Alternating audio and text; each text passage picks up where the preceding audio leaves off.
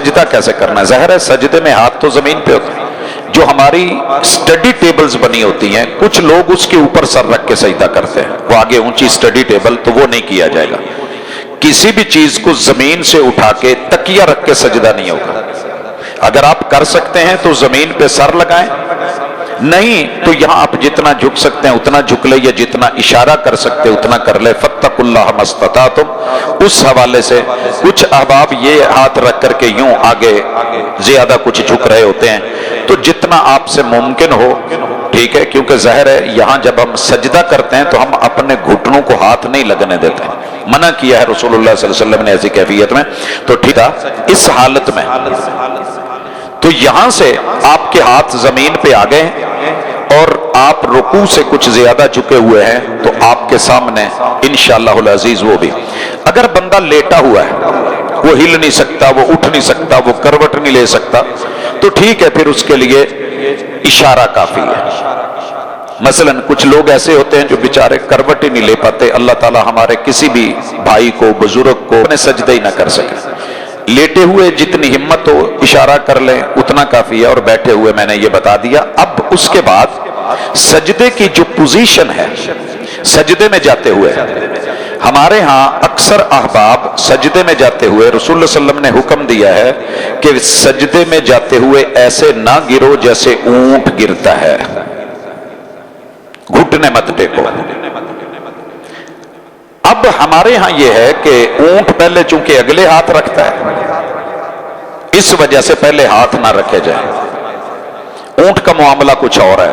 अफला यंजुरूना इलल evil Kaif खुलिकत, घुटनों का उसूल है ये पीछे फोल्ड होते हैं,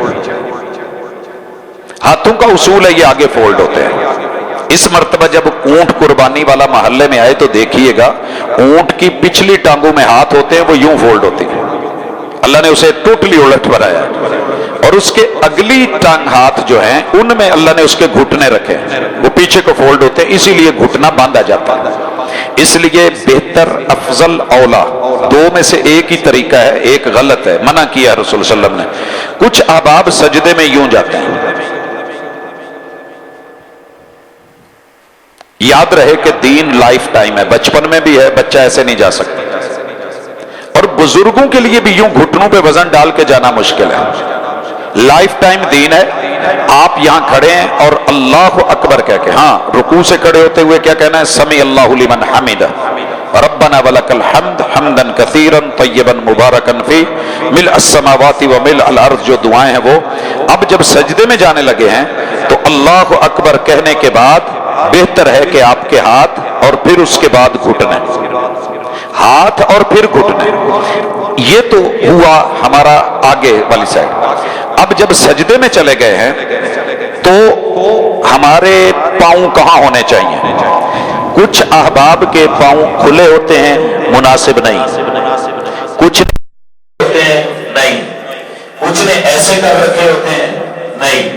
रसूलुल्लाह सल्लल्लाहु अलैहि वसल्लम के पांव एड़ियां जुड़ी होती थी। सैयदा आयशा रज़ी अल्लाह ताला अन्हा फरमाती है कि मैंने महबूब को अंधेरे में अपने घर से गायब पाया बिस्तर से, तो मैंने हाथ मारा तो मेरा हाथ आपके दोनों पांव पे मिला, दोनों एड़ियां जुड़ी होना ये नमाज का हिस्सा है। ये तो होगी पिछली साइड। अब इसके बाद क्या मर्द और औरत के सजदे में या हमारे सजदों का ये अंदाज गौर कीजिएगा। हम जब सजदा करते हैं, मैं थोड़ा साइड पे ले लेता हूं, तो सजदे में खवातीन को कहा जाता है कि ऐसे सजदा करें।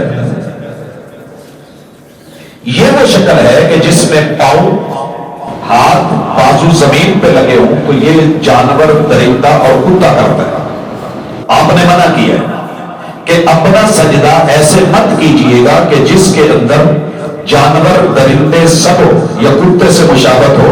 लिहाजा माएं बहनें घर में उनको जाके बताएं, हुजूर अलैहिस्सलातु वस्सलाम की बेटियों, बीवियों से माथा नाक जमीन पे है और उसके साथ आपके इन हिस्सों में और बाजुओं में फर्क है, ऐसे भी नहीं और बिल्कुल जैसे ऐसे गिर के भी नहीं। मना किया है, जिस चीज से मेरे महबूब ने मना कर दिया हो वही करेंगे। दोबारा सुनिए, 7 आज़ा जमीन पे लगेंगे तो सजदा होगा। 2 पांव, 2 घुटने, दोनों हाथ 6, یہ والا پیشانی کا حصہ اور ناک یہ زمین پہ لگا ہوگا تو پھر اس انداز میں ہمارا سجدہ جو ہے وہ سکون کے ساتھ ہر عضو اپنی جگہ اور سبحان ربی الاعلی سبحان ربی الاعلی یہ دیگر دعائیں 3 مرتبہ پڑھنا، ہم ان کو پڑھنے کے بعد اٹھیں۔